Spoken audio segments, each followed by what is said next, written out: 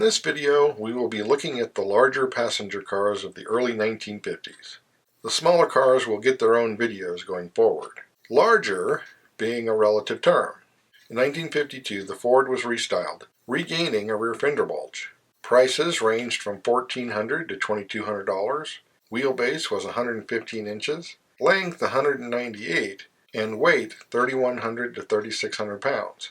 Base engine was a 3.5-liter, 215 cubic inch straight six with 101 horsepower and 185 pound-feet of torque. But you could still get an optional flathead V8 at 3.9 liters and 239 cubic inches. It produced 110 horsepower and 194 pound-feet of torque, and could do 60 in the high 15s and almost reach 90. Going the other direction, Plymouth's rear fenders were integrated in 1953. Engine was a 3.6-liter, 218 cubic inch straight six, and prices ranged from $1,600 to $2,200. Wheelbase was 114 inches and length 189, with weight ranging from 3,000 to 3,300 pounds. With 100 horsepower and 117 pound-feet of torque, 60 came in under 18 seconds, and the top speed was nearly 85. The 54 Chevrolet remained conservative, with prices in the $1,600 to $2,300 range. It came in 5 body styles on a 115-inch wheelbase and a length of 197, with weight ranging from 3,200 to 3,500 pounds. The 3.8-liter, 236 cubic inch straight six had 115 horsepower and 200 pound-feet of torque with the manual, or 125 horsepower and 204 pound-feet of torque with the automatic. A Bel Air could do 60 in the low 17s with the Power Glide, but was 2 seconds quicker with the 3 on the tree. The freshly restyled 53 Studebaker cost $1,800 to $2,400. It came on 117 and 121 inch wheelbases, was 197 to 202 inches long, and weighed 2,700 to 3,200 pounds. It was available in coupe, sedan, and wagon body styles, with your choice of a 2.8-liter 170 cubic inch, 85 horsepower, 138 pound-feet of torque straight six, or a 3.8-liter 233 cubic inch, 120 horsepower, 190 pound-feet of torque V8. A V8 Commander was tested at 26 miles per gallon, hit 60 in 17 seconds, and could do nearly 95 miles an hour. The Kaiser for 1951 cost $2,000 to $2,400 and weighed 3,100 to 3,300 pounds. The 3.7-liter, 226 cubic inch straight six had 115 horsepower and 190 pound-feet of torque on a 119-inch wheelbase and was 209 to 210 inches long. You could expect 60 in the mid-14s and a 90-mile-an-hour top speed from a deluxe coupe. The 1953 Dodge got a cleaned-up look for $2,000 to $2,500. Wheelbase came in 114 and 119 inches, with length 190 or 201 inches, weighing 3,100 to 3,400 pounds. Base engine was a 3.8-liter, 230 cubic inch straight six, with 103 horsepower and 190 pound-feet of torque. Or you could get a Red Ram Hemi, 3.9-liter, 241 cubic inch, 140 horsepower, 220 pound-feet of torque V8.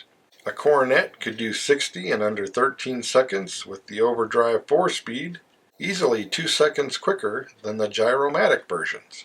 Top speed was close to 100. A 54 Pontiac cost $2,000 to $2,600 and weighed 3,300 to 3,800 pounds. Wheelbase was 122 or 124 inches and length 203 or 214. The base straight six was 3.9 liters or 239 cubic inches with 115 to 118 horsepower and 193 to 197 pound-feet of torque. And the bigger 4.4-liter, 268 cubic inch straight eight had 122 to 127 horsepower and 226 to 234 pound-feet of torque, with the Hydromatic versions having the higher outputs, although the 3-speed manual versions were still 2 seconds quicker, with the Star Chief Catalina Coupe doing 60 in the low 15s and getting close to 90 miles an hour. The 52 Mercurys were priced at $2,000 to $2,600, had an 118-inch wheelbase, were 202 inches long, and weighed 3,300 to 3,800 pounds. The 4.2-liter, 255 cubic inch V8 had 125 horsepower and 255 pound-feet of torque, and an overdrive 4-speed manual Monterey coupe did 60 in the low 15s and could hit 90. The big Nashes for 1952 cost $2,200 to $2,800. The wheelbase was 114 or 121 inches, and length 202 or 209 inches, and weight from 3,000 to 3,600 pounds. The shorter Statesman used a 3.2-liter, 196 cubic inch, 88 horsepower, 150 pound-feet of torque straight six, and the bigger Ambassador, a 4.1-liter, 253 cubic inch, 120 horsepower, 220 pound-feet of torque straight six. An Ambassador Custom Club 2-door sedan did 60 in the mid-14s and could top 90. A 54 Oldsmobile cost $2,300 to $3,200. In a 122 or 126-inch wheelbase, 205 or 214-inch long version, weighing 3,700 to 4,200 pounds. The 5.3-liter, 324 cubic inch V8 had 170 to 185 horsepower with 300 pound-feet of torque. A Super 88 Holiday Coupe with the 3-speed manual hit 60 in under 11 seconds and could do nearly 105 miles an hour. While the 54 Buick cost $2,300 to $3,500 on a 122 or 127-inch wheelbase, 206 or 217-inch long version, weighing 3,700 to 4,400 pounds. The V8 came in 4.3-liter, 264 cubic inch, 143 to 150 horsepower and 228 pound-feet of torque, or 5.3-liter, 322 cubic inch, in tunes from 177 to 200 horsepower with up to 309 pound-feet of torque. A Roadmaster Riviera Dynaflow Coupe could do 60 in under 12 seconds and reach 105 miles an hour. The DeSoto for 1953 was similarly priced from $2,300 to $3,500. Regular versions had a 126-inch wheelbase and were 213 inches long, weighing 3,500 to 4,300 pounds.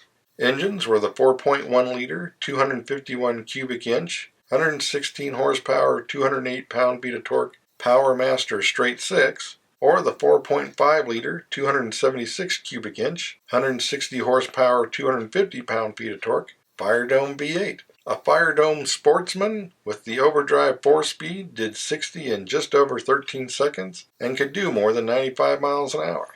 1951 would be the last of the Fraser's 5-year run, with prices ranging from $2,400 to $3,000. It had a 124-inch wheelbase, was 208 inches long, and weighed 3,500 to 3,900 pounds. The 3.7-liter, 226 cubic inch 6 had 115 horsepower and 190 pound-feet of torque, with the base 3-speed version being the quickest, hitting 60 in about 11.5 seconds and reaching speeds above 85. 1954 was the last so-called real Hudson and cost $2,400 to $3,400.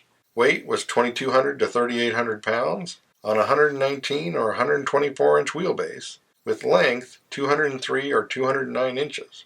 The base Wasp had a 3.8-liter, 232 cubic inch, 126 horsepower straight six, and the Super Wasp, a 4.3-liter, 262 cubic inch, 140 horsepower, 214 pound-foot of torque six, and the Hornet, a 5-liter, 308 cubic inch, 160 horsepower, 264 pound-feet of torque, or 170 horsepower, 278 pound-feet of torque six.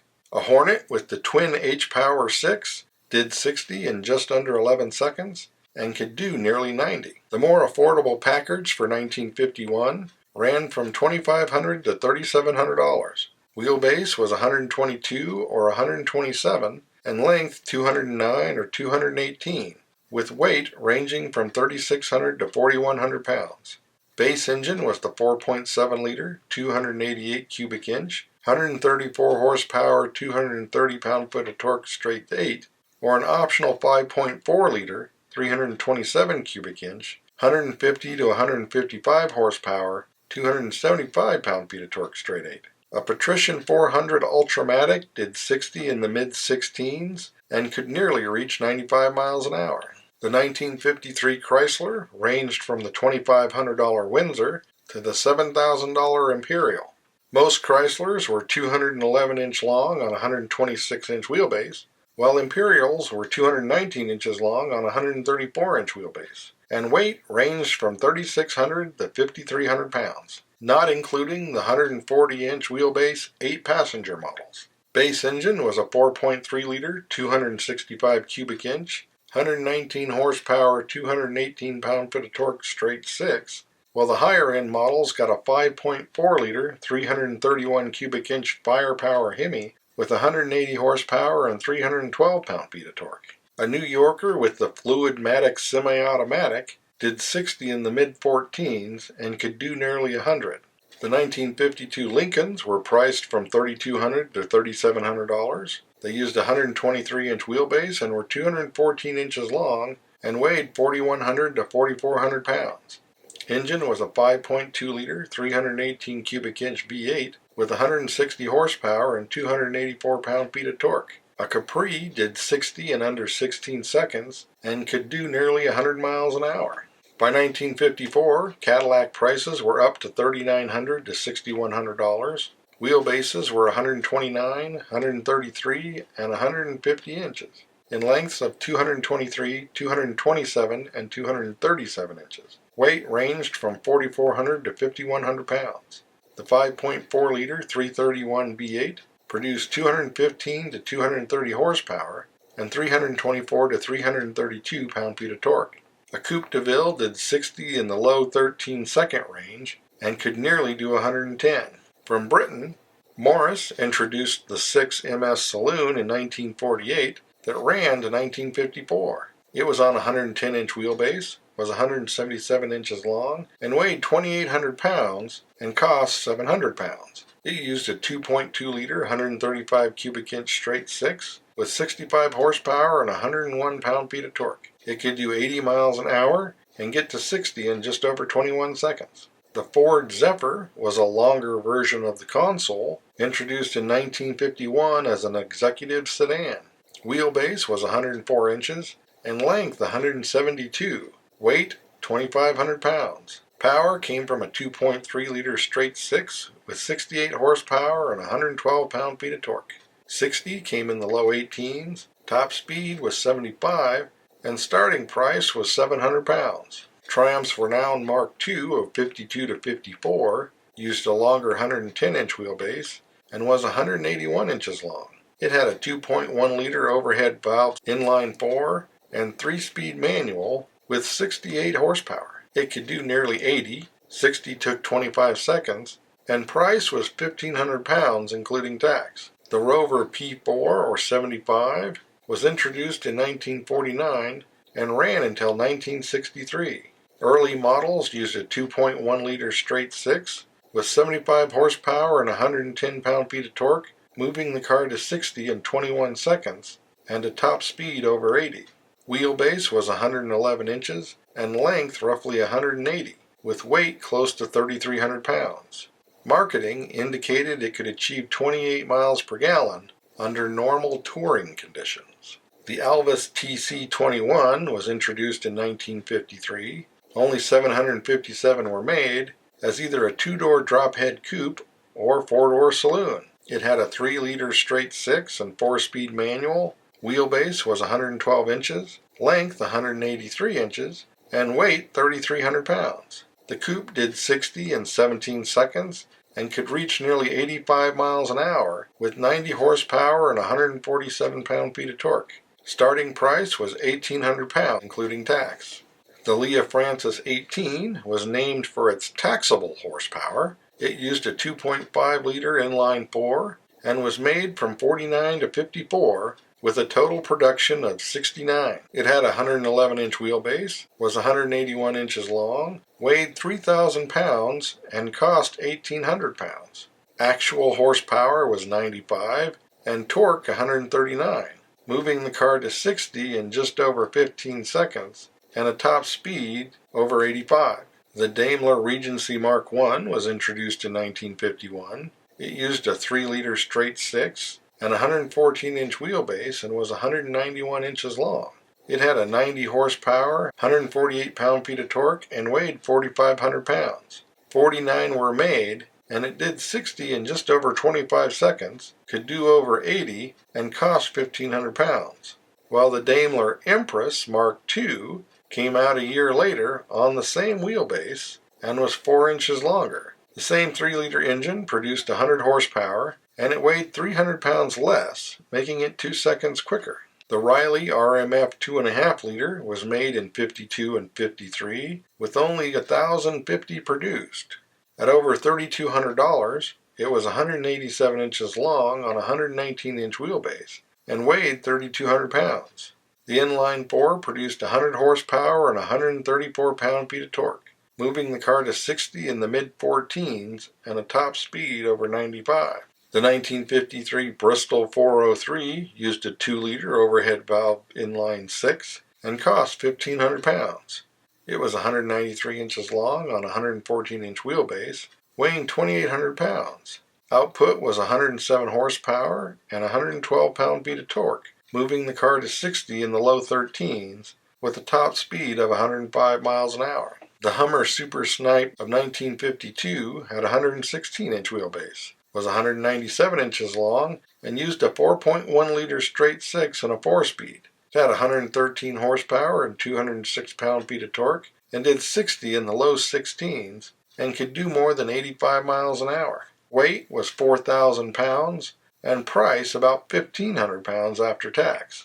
The Bentley R-Type was introduced in 1952 and saw production of just over 2,300. It used a 120-inch wheelbase and was 201 inches long, with your choice of manual or automatic behind a 4.3-liter 130 horsepower straight 6. It weighed over 4,100 pounds, and you could opt for the more modern-looking Continental version. The Austin Princess 2 and 3 ran from 1950 to 1956. They had a 119-inch wheelbase, were 197 inches long, used a 4-liter straight 6 with 130 horsepower and 210 pound-feet of torque, and weighed 4,700 pounds. A 1950 model did 60 in the low 17s and could reach nearly 90.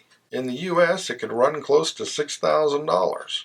The Lagonda 3-liter was introduced in 1953 in drophead coupe and sedan forms. It had a 2.9-liter straight 6 on a 114-inch wheelbase and was 196 inches long, weighing 3,900 pounds. Output was 140 horsepower and 178 pound-feet of torque, making it a low 13-second car to 60 with a top speed near 100 for only 3,000 pounds. The Jaguar Mark VII, introduced in 1951, saw production of nearly 31,000.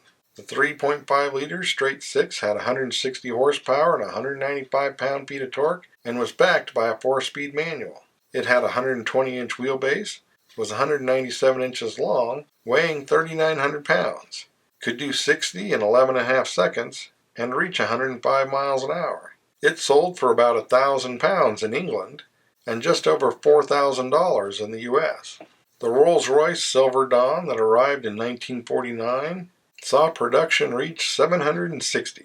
It had a 120-inch wheelbase, was 192 to 210 inches long, and in 1953, the 4.7-liter inline 6 produced 150 horsepower and 221 pound-feet of torque. 60 came in the mid-13s, top speed was near 100, and it cost about 4,700 pounds.